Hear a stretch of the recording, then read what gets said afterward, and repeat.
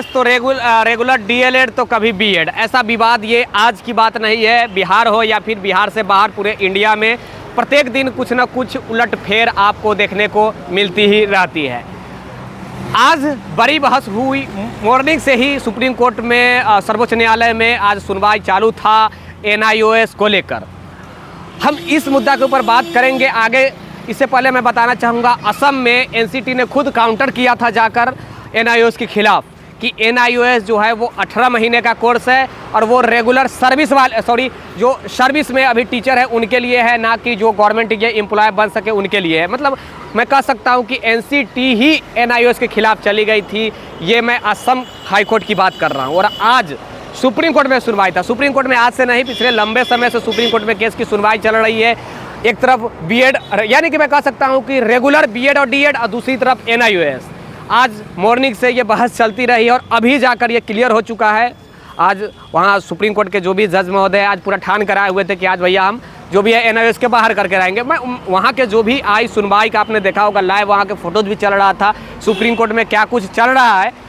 जज महोदय की तरफ से बस बार बार एक ही चीज़ कहा जा रहा था कि ये जो है ये इन सर्विस वालों के लिए है और केवल 18 महीने का कोर्स है। बार बार कहा जा रहा था। मैं एक चीज़ कहना चाहूँगा, अगर आप पूरी निचोड़ मुझसे जाना चाहेंगे वो भी मैं बता दूंगा क्या कुछ हो सकता है। 18 महीने का कोर्स है एनआईओएस डीएलएड, मैं नहीं बता रहा हूँ, ये जज महोदय खुद बता रहे थे। आज क्लियर खैर नहीं हुआ है, कहा गया कि अगला डेट क्या तारीख पर है, अगला डेट ओके, अगला डेट अभी फिक्स नहीं किया गया कि कितने तारीख की सुनवाई है, बट अगला डेट भी जल्द ही सुनवाई होगा। मैं मान के चलूँ कि लगभग बाहर ही है अब एनआईओएस, लगभग। अब एक प्रश्न उठ रहा है कि अगर एनआईओएस वाकई में बाहर हो गया है तो जो छठे चरण में जो नियुक्त हो गए हैं वो, या फिर 7वें चरण में अभी बीपीएससी टीआरई द्वारा जो चयनित हो गए होंगे जो शिक्षक, उनका अब क्या होगा। अब बिहार सरकार इसमें क्या करेगी। कुछ दिन पहले भी खतरा का मंडरा रहा था कि अगर बीएड वाले को इन कर दे रही है सुप्रीम कोर्ट तो फिर से नया रिजल्ट देना पड़ेगा जो भी है बीपीएससी को, लेकिन बीएड हार गई, डीएलएड जीत गई। तो चलिए भैया, अपने आप को श्योर महसूस कर ली बीपीएससी को लगा कि अब ठीक है, अब हम सब कुछ से बच गए हैं, अब जो रिजल्ट हम प्रकाशित किए हैं वो सही हो गया। लेकिन अब एक और प्रश्न बहुत बड़ा मंडराने लगा है इस बीपीएससी टीआरई के ऊपर भी और छठे चरण के ऊपर भी कि एनआईओएस अगर खुदा न खास बाहर हो जाता है तो इसे लगभग 3.5 लाख बिहार में एनआईओएस से कैंडिडेट हैं। बिहार में, मैं केवल बिहार की बात कर रहा हूँ, पूरे ऑल ओवर इंडिया की बात करूँ तो 14 लाख के आसपास, 13 से 14 लाख के आसपास पूरे इंडिया में है स्टूडेंट। अब उनके साथ क्या होगा, न्याय क्या होगा। सुप्रीम कोर्ट, एनसीटी खुद अगेंस्ट में है।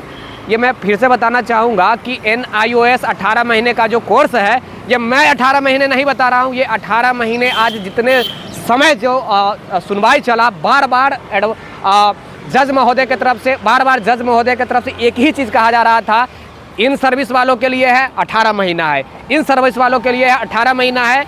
मीनाक्षी अरोड़ा जी एनआईओएस की तरफ से एडवोकेट रही, उनके तरफ से बार बार रिक्वेस्ट किया जा रहा था कि महोदय ये जो है पूरी 2 साल का है, 24 मंथ का है। लेकिन जज महोदय की तरफ से बार बार कहा जा रहा था कि नहीं, ये इन सर्विस है और 18 मंथ का है, इन सर्विस है और 18 मंथ का है। लास्ट में जब मीनाक्षी अरोड़ा जी देखी कि ये केस हाथ से फिसल रहा है तो उनके तरफ से रिक्वेस्ट किया गया कि मैं विड्रॉल कर रहा हूँ, लेकिन जज महोदय विड्रॉल भी नहीं किए। ये बड़ी बात है। विड्रॉल अभी तक आपने देखा है कि डीएड वर्सेस बीएड केस में जितने भी बार सुनवाई जब हुआ है तो बीएड जब हारने लगा है तो बीएड की तरफ से विड्रॉल कर लिया गया। यानी कि विड्रॉल करने का मतलब होता है कि हम किसी दूसरे बेंच में जाकर चैलेंज कर सकते हैं, हम हाई कोर्ट में जाकर लड़ सकते हैं। अगर जजमेंट वहाँ से क्लियर हो जाता है सुप्रीम कोर्ट से तो ना ही आप सुप्रीम कोर्ट में लड़ सकते हैं और ना ही किसी हाई कोर्ट में लड़ सकते हैं। तो जज महोदय अभी तक ना ही जजमेंट क्लियर किए हैं और ना ही विड्रॉल किए हैं। अगर विड्रॉल कर देते तो फिर हो जाता कहा कि हम एनआईओएस को लेकर कहीं भी पूरे भारत में किसी भी हाई कोर्ट में या फिर सुप्रीम कोर्ट में फिर से नेक्स्ट बेंच में जाकर लड़ सकते थे। इससे ये स्पष्ट होता है कि जो जज महोदय हैं वो एकदम पूरी ठान चुके हैं कि भैया एनआईओएस 18 महीने का ही है और साथ में इन सर्विस वालों के लिए है, ये फ्रेश लोगों के लिए नहीं है और ये गवर्नमेंट एम्प्लॉय नहीं बन सकते हैं। ये मैं आज के सुनवाई के मुताबिक बता रहा हूँ। मान के चले तो 70 से 80% एनआईओएस बाहर हो चुका है आज के जजमेंट के अनुसार। मैं खुद एनआईओएस से, मैं खुद प्रशिक्षु हूँ, मैं ट्रेंड कर चुका हूँ, मैं बीएड भी हूँ, आप लोग जानते हैं। मेरा कहने का मतलब ये है कि जो कुछ भी क्लियरेंस अभी तक के हिसाब से निकल कर आया है वो मैं देने का प्रयास किया हूँ और नेक्स्ट जैसे ही जो कोई डेट मिलेगा सुनवाई करने का वो मैं आपके भी जल्द ही प्रोवाइड कराने का प्रयास करूँगा। जो भी डेट मिलेगा या फिर जो भी फीडबैक निकल कर आएगा NIOS के अगेंस्ट में या फिर NIOS के फेवर में, वो सारा चीज़ मैं क्लियर करने का प्रयास करूँगा। कोशिश करते रहिएगा द टाइम्स ऑफ भारत के साथ, अवश्य आप जुड़ जाइएगा। और जो भी उठता है कि अगर ये NIOS बाहर हो जाता है सुप्रीम कोर्ट से तो फिर आगे क्या, देखिए ये ठीक है, देखिए ये अगर NIOS सुप्रीम कोर्ट से बाहर हो जाता है तो फिर क्या होगा बिहार में। सबसे बड़ा प्रश्न है कि बिहार में छठे चरण के अंतर्गत शिक्षक बन चुके हैं बहुत सारे लोग, 7वें चरण BPSC TRE में भी शिक्षक बने हैं। तो एक चीज़ मैं आपको बताना चाहूँगा, NIOS के अगेंस्ट में पटना उच्च न्यायालय में BEd रेगुलर वाले ने LPA दायर किया था 2021 में, सॉरी BEd वाले में, BEd और DLED की तरफ से, ये रेगुलर जो BEd और DED है उनके तरफ से एक LPA दायर किया गया था पटना उच्च न्यायालय में NIOS के अगेंस्ट में 2021 में, जिसका नंबर है, केस नंबर है 305/2021। ये 305/2021 वो केस है जो 2021 में दायर किया गया था। ये मैं क्यों बता रहा हूँ, इसके पीछे भी कुछ मकसदें हैं।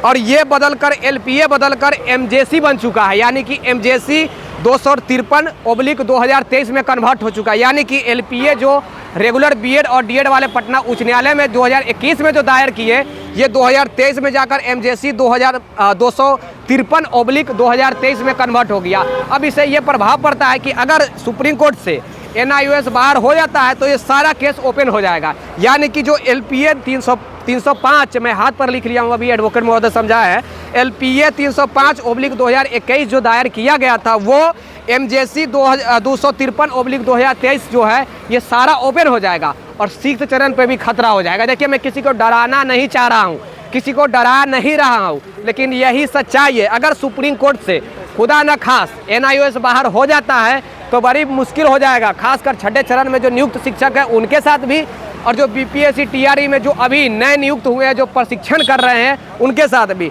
मैं बार बार इसके ऊपर इसलिए टिप्पणी कर रहा हूं क्योंकि शिक्षक बन चुके हैं, जो इन सर्विस में जा चुके हैं, 2 सालों से सर्विस दे रहे हैं, कोई नए नए अभी प्रशिक्षण में हैं, उन लोगों के साथ क्या होगा। तो बात वही है कि सुप्रीम कोर्ट से बाहर जैसे ही होंगे वैसे ये हाई कोर्ट का भी केस जो LPA है, MJC जो है यानी कि 205 और 253 है, सॉरी 305/2021 और 253/2023 है, ये दोनों केस खुल जाएंगे और छठे चरण से भी NIOS को बाहर होना पड़ेगा।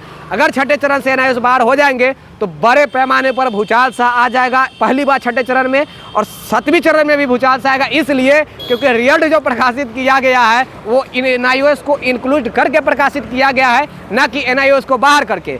अगर NIOS बाहर होता है तो रिजल्ट कार्ड फिर से बनाना पड़ेगा भैया, और रिजल्ट फिर से शो करना होगा, क्योंकि मेरिट लिस्ट जो तैयार किया गया NIOS को इन करके है। अगर NIOS को आउट करके रिजल्ट बनाया जाएगा तो फिर परेशानी ये हो जाएगी कि सारे लोग का कट ऑफ में परिवर्तन हो जाएगा। तो भैया जो 1-2 नंबर से रेगुलर वाले होंगे वो भी इन हो जाएंगे, जो 1-2 नंबर से जो ज़्यादा होंगे उनका और नीचे हो जाएगा। और NIOS वाले बाहर अगर हो जाते हैं, खुदा न खास अगर NIOS वाले बाहर हो जाएंगे तो जिनका 1-2 नंबर से रेगुलर वाले हैं उनकी तो भैया बल्ले बल्ले हो जाएगी। अब पता नहीं क्या हो सकता है, भविष्य के बारे में मैं कुछ नहीं बता सकता हूं, लेकिन अभी तक के हिसाब से सारा कुछ यही निचोड़ निकल कर आई है सुप्रीम कोर्ट से।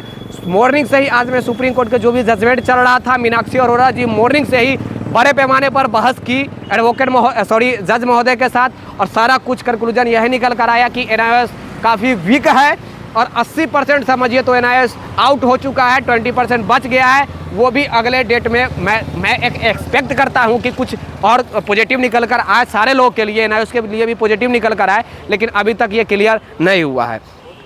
विशेष जानकारी के लिए अवश्य जुड़े हुए रहिएगा। मैं कोशिश करते रहूँगा आपके बीच सही खबर पहुँचाने का, चाहे NIOS का हो, रेगुलर का हो, BEd का हो, या फिर किसी भी प्रकार के जो भी खबर हो वो आपके बीच में देने का प्रयास करूंगा।